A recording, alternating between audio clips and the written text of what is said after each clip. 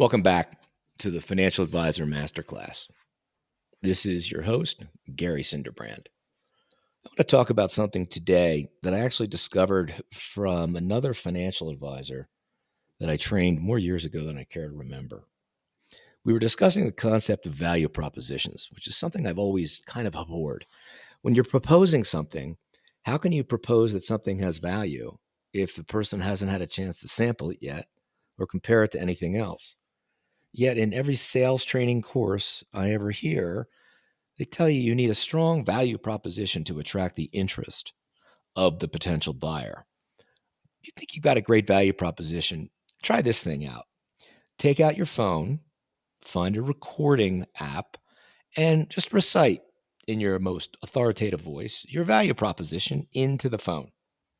Wait a second or two, and then play it back.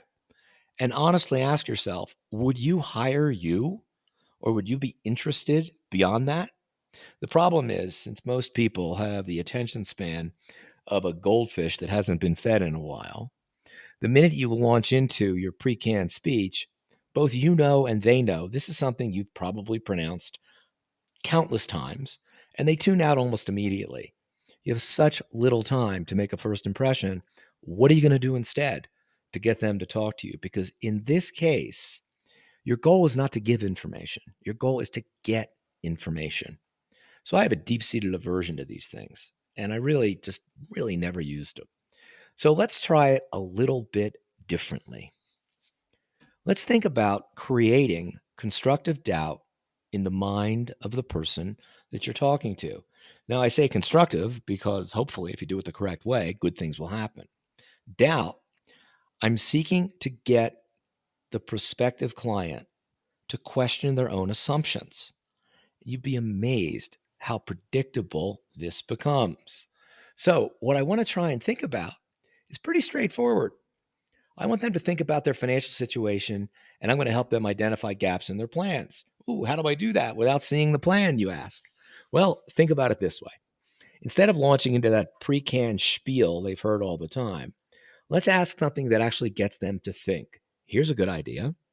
Mr. Prospective Client, when you review your investment statements, all of your asset statements at the end of each month, can you connect what you own with your short and long-term financial goals? Now, you need to just sit there and play it cool. I call it riding the silence at this point. They're going to look at you quizzically and probably respond with something that's, really profound, like, well, I just want to make money. Huh, interesting. Never heard that one before. So what I want to think about instead is this. Well, that's great. How much? How long do you have to do it? And what are you doing exactly to get there? Now, that's going to basically cause a somewhat confused look on this prospective client. You can get a number of different answers. Well, I have so-and-so and so-and-so at XYZ firm, been with him a long time. I really trust him. I know he takes good care of me. I'm sure he does. That's great. It's excellent that you have someone that you trust. Do you have a target rate of return in mind that you need to earn in order to achieve the goals that are most important to you and your family? Another quizzical look. Well, I'd like to beat the market. Interesting. Why? What will that do for you? Well, have more money. I get that. But what will you do with it? And what happens if it doesn't work? Also, have you ever considered the fact that you might be carrying too much uncertainty in your portfolio or not enough? Well, I really trust this guy and he buys me good stuff that goes up and we've done great over the past few years. Yeah, that's fine. Rising tide carries all ships. Markets averaged probably 2 to 3 times its long-term return over the past several years. I can't depend on that to continue, so every client I deal with knows a couple of things. First, every investment that they own ties directly to the goals that we've agreed upon. Second, I will aggressively manage the uncertainty in their portfolio, taking advantage of market volatility to absolutely get them to the goal that they've set and I've agreed upon with the least amount of uncertainty possible. Now, let's think that through from the client's perspective, the prospective client's perspective. From that point forward, they will look to me and say, well, I think this guy's really good, and I don't mind taking the risk. I hear the R word. This is great. I then say, risk. So can you define that word for me in maybe 6 or 7 words? And they look at you, and it always goes to something around loss. Well, I don't want to risk this much, or I have this much to lose, and this, that, and the other thing. Well, unfortunately, most people don't understand that risk represents something very simple: the possibility of loss, damage, or injury. People don't think about it that way. They just don't.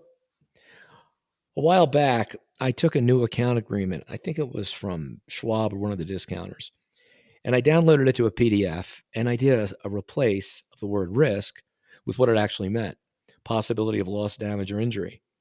Think about your own documents at your firm. When you see that word, just replace it with possibility of loss, damage, or injury, and ask yourself, would anyone ever open an account with you again? Because that word appears so frequently, yet very few people actually think about what it means. So what we want to make sure of is that when we're engaging in this type of conversation, we want to ask the right questions. We're not there to give information and talk about how great our analyst is, how cool our economist is, and what our latest stock picks do. Guys, let's face it, we all work for buy-side firms. How many sell recommendations do you have right now on your list of covered equities?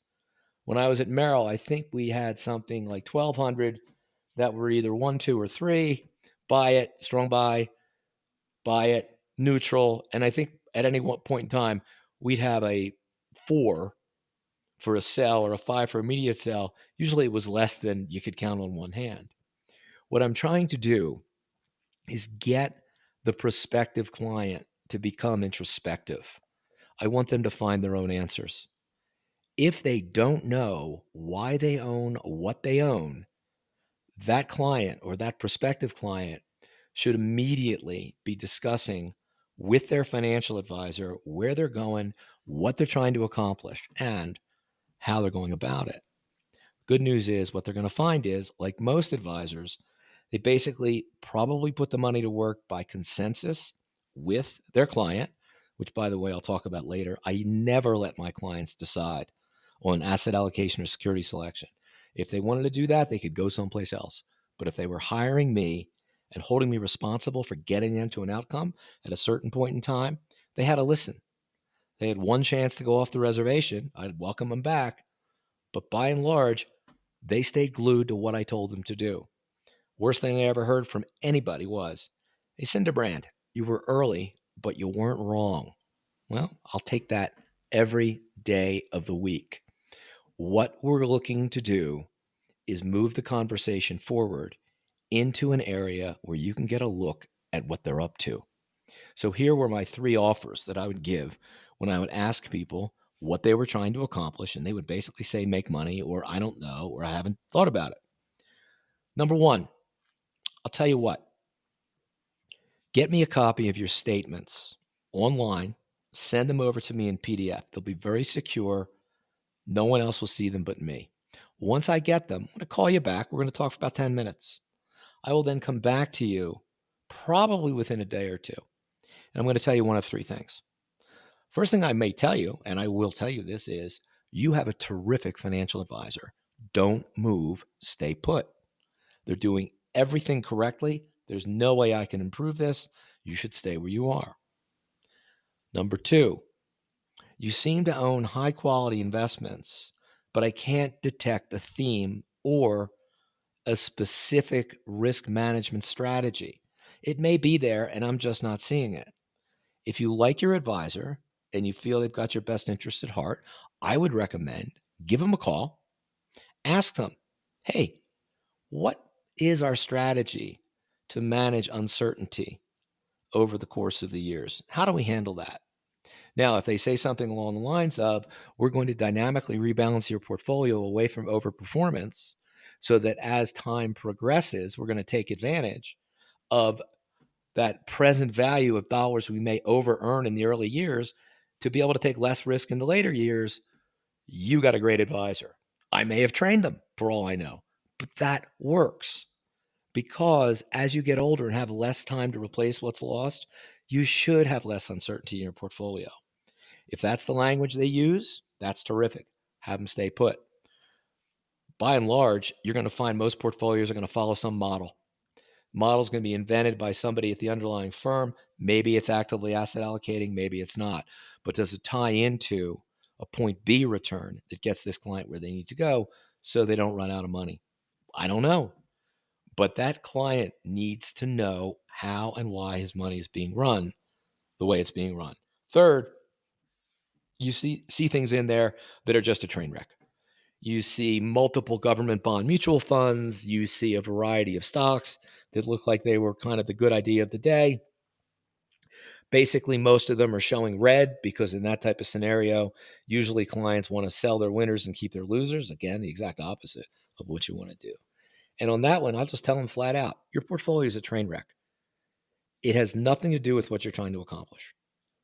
You need to become my client. Not, oh, would you like to become my client? No, you need to become my client so we can set this thing straight.